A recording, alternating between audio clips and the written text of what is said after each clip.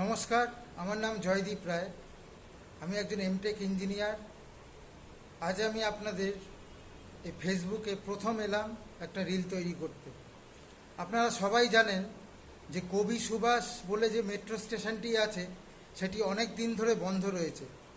গুগলে সার্চ করে আমি পেলাম যে সেইখানে কিছু স্ট্রাকচারে কিছু প্রবলেম হয়েছে, সেগুলো ভেঙে গেছে, সেই কারণেই স্টেশনটি বন্ধ।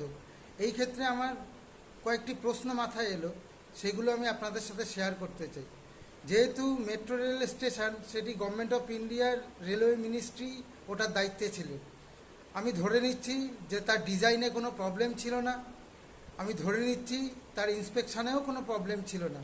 যদি থাকে তো সেটা গভর্নমেন্ট অফ ইন্ডিয়ার ব্যাপার, সেই ব্যাপারে আমার কিছু বলার নেই। কারণ রেলের যে ডিজাইন এগুলো তো আর কলকাতায় বসে তৈরি হয়নি, এগুলো দিল্লি থেকে অ্যাপ্রুভড হয়ে আসে। একটা জিনিস আমি আপনাদের বলতে পারি যে মাল মেটেরিয়াল যেটা সাপ্লাই হয়েছে সেটা কিন্তু দিল্লি থেকে আসেনি। কারণ দিল্লি থেকে বালি এসছে, এবার দিল্লি থেকে পাথর এসছে, দিল্লি থেকে রড এসছে, এ কথায় পাগলেও বিশ্বাস করবে না। তাই আমার মনে হয় হয় মাল মেটেরিয়ালে প্রবলেম ছিল, নয়তো ইন্সপেকশানে প্রবলেম ছিল, নয়তো রেলের ডিজাইনেই প্রবলেম ছিল। আপনারা এবার সেটা যাচাই করে দেখুন।